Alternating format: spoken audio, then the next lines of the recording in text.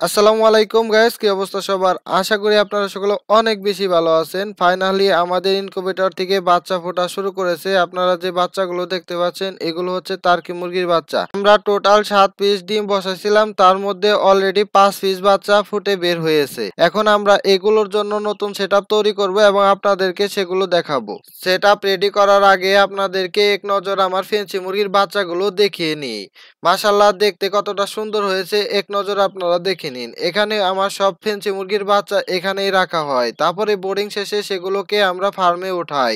এখন আমরা এখানে নতুন আরেকটি খাঁচা রেডি করব এবং সেখানে আমাদের টার্কি মুরগির নতুন বাচ্চাগুলো রাখবো। আপনাদেরকে এক নজর দেখে নিই আমাদের কিং কোয়েলের বাচ্চাগুলো দেখতে কতটা সুন্দর হয়েছে। দেখেন মাশাআল্লাহ, 8 দিনের মধ্যে আমাদের কিং কোয়েল কতটা বড় হয়ে গেছে। কিং কোয়েলের নতুন পালক আসা শুরু করেছে।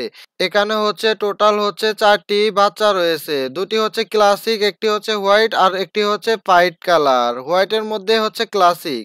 তো আমাদের সেটআপ রেডি করা শেষ সোনার বাংলাদেশ। এখন আমরা হচ্ছে যার সেটআপে মুরগিগুলো রেখে দিলাম। প্রথম খাঁচাটি আছে সিল্কি, বাহামা, পুলিশ ক্যাপ সব জাতেরই মুরগি।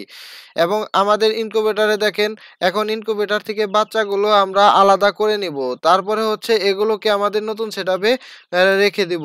দেখেন মাশাআল্লাহ, বাচ্চাগুলো দেখতে কতটা সুন্দর হয়েছে। এই জায়গায় 5 পিস বাচ্চা ফুটেছে, বাকি 2 পিস ডিম নষ্ট হয়ে গেছে।